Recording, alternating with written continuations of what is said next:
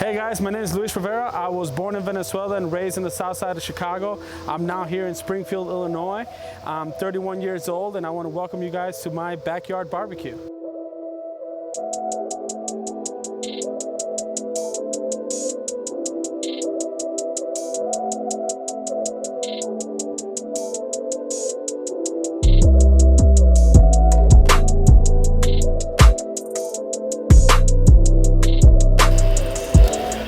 This is picana, also carne en barra. It's like I said, it is native to Brazil. Argentinians and Venezuelans also do this. What I'm gonna do is I'm gonna offset cook it. I have the heat source to the right and I'm gonna go ahead and place the sword there. Every few minutes or so, I'll rotate it just to get it enough even heat so we can get that marbleization on the fat cap and even heat throughout. About 15-20 minutes, we'll get a perfect medium rare and we'll go ahead and slice it and you guys will enjoy.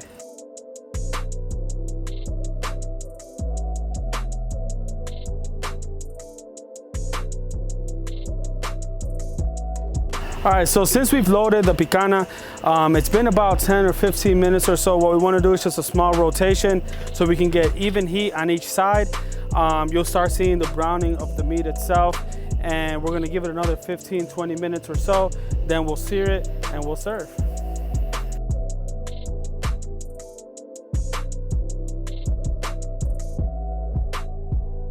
Okay, so now the carne en barra has reached a perfect temp of 135, which is about medium rare.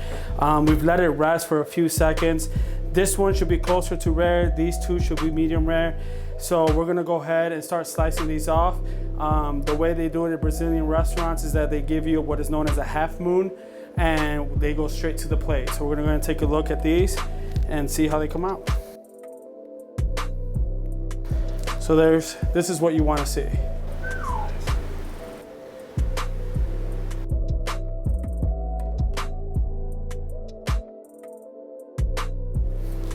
And these little lollipops, you can serve them on your plate.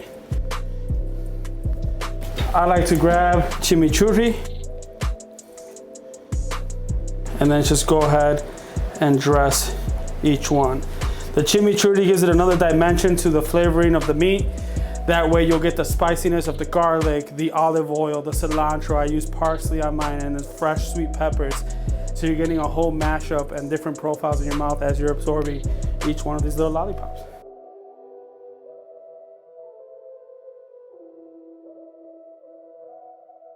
So anyone that knows when you're cooking brisket, you're gonna hit a stall. A stall is when the brisket starts to slow down its cooking process. It's always around 160 degrees to 170. And what I like to do to speed it up is that I like to wrap it in butcher paper. Some people do a Texas crutch, which is aluminum foil. I like butcher paper because it's permeable, it lets it breathe, and I get to keep that good bark and I'm not boiling the brisket like I've seen some other people do. We're gonna put it in. And what you see here is that bark is a caramelization of the sugars, the salts. I like to just season it with salt and pepper, which is traditional from Central Texas. And what you see here is essentially all the caramelization that's happening from the low heat that was done in the offset of the salt itself.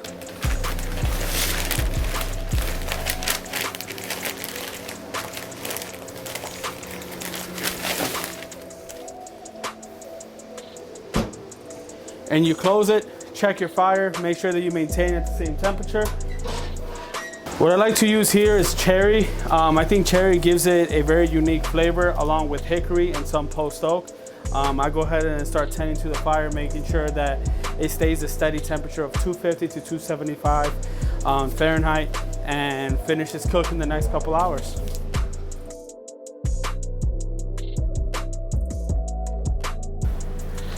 All right guys, so this is like the magical moment. We're gonna unwrap the brisket, see what it looks like, and I'm extremely excited. But oh yeah, there it is. Look at all this bark. Look how permeable it is.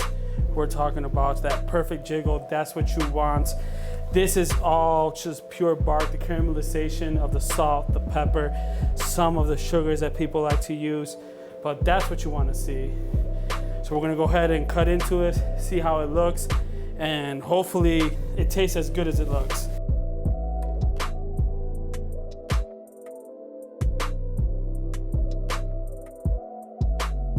All right, so this is, like I said, the bark that we're chasing. It's the caramelization of the pepper, of the salt, of what we're using on all the seasonings. And what you see in every brisket is the grain. You always want to cut against it. So where we kind of start looking for is where the grain changes. So we're going to make a cut here, and then from here we'll cut this way, and then here we'll cut this way. So this is the moment of truth. And let me grab my brisket knife.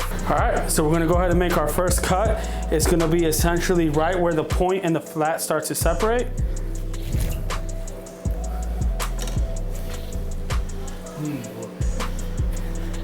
And here's the magic. What you see here is a smoke ring. It's a chemical reaction that the meat goes through while you're smoking between your woods. You have your point on the right, and you have your flat on the left.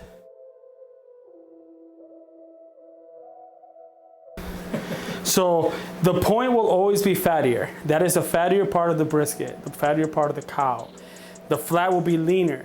When you go to every barbecue place, they'll always ask if you want lean or point, lean or fat. The leaner part has less fat, so it tends to be a little bit drier. We try different methods to keep it as moist as possible, but that is the difference between the two. Hence why you get more of the jiggle here, a little bit less of the jiggle there. But it's still pretty good on both sides. So we're gonna go ahead and make some cuts on the drier end of it, which is the thinner side, and kind of go from there and give a taste test to the guys.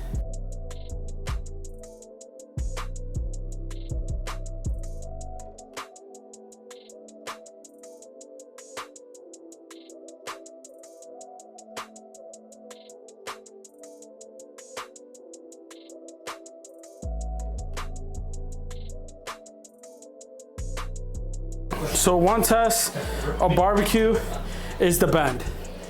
Every good barbecue, you want this bend here. Essentially, that just shows that it's tender. And then another part of the barbecue, which is the scary test, is the pull, where you want to be able to pull it and it just comes right off. That's what you want there. Okay. Gonna go ahead and try some of that. Yeah, that's smoke ring, man. That's thick. What do you think? Yeah? Good. All right, so this is the flat. This is gonna be the part, like I mentioned, that it's gonna be a little bit on the drier side, just because it's a lean part of the brisket. Now we're gonna go towards the fatty part of the brisket, which is the point. The point, we trying to go a little bit thicker on the cuts, just because as you can tell, it gets a little bit sloppy. But you grab this piece here, there it is. Look at that. No squeeze needed. The juices are just oozing out of there. Give you guys some of that to taste. Thank you. Dude, I'll tell you what, for the lean being, you know, considered kind of like the drier part, it's not dry at all. Guys, this is American brisket with a little bit of Latin flavor. As you can tell by the picana, I like to infuse both things at the same time. It kind of speaks where I'm from, how I was raised. You know, I had my Latin mom that gave me all her flavor, and then I came to America and I learned their flavor, and I wanted to bring them together, and it's great. I mean, barbecue unites friends, families, and I'm hoping I can keep doing this. It is a passion of mine that, thanks to my brother, I've learned and picked up. Thanks, guys. I mean, you can see the thick smoke ring on there. This is supposed to be the drier part. It's not dry at all. I mean, every time we come over here to eat, he makes this look easy. This is not easy. I've tried it myself. It was worth the wait. So I'm having some brisket and some rice. I'm having both the point and the flat end. What I was really most impressed about with this whole experience is that it's not just the flavor.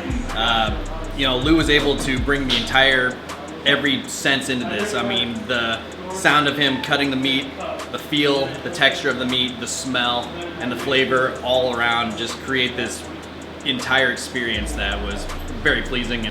It's difficult, and he's like, oh yeah, I just threw it on, you know, about 15 hours ago. It's good to go now. And it's so good every time, man. We're always impressed. My favorite thing to do is really honestly to eat, and it's never a bland moment here at my uncle's, so I'm just ready to dig in and keep enjoying my brisket.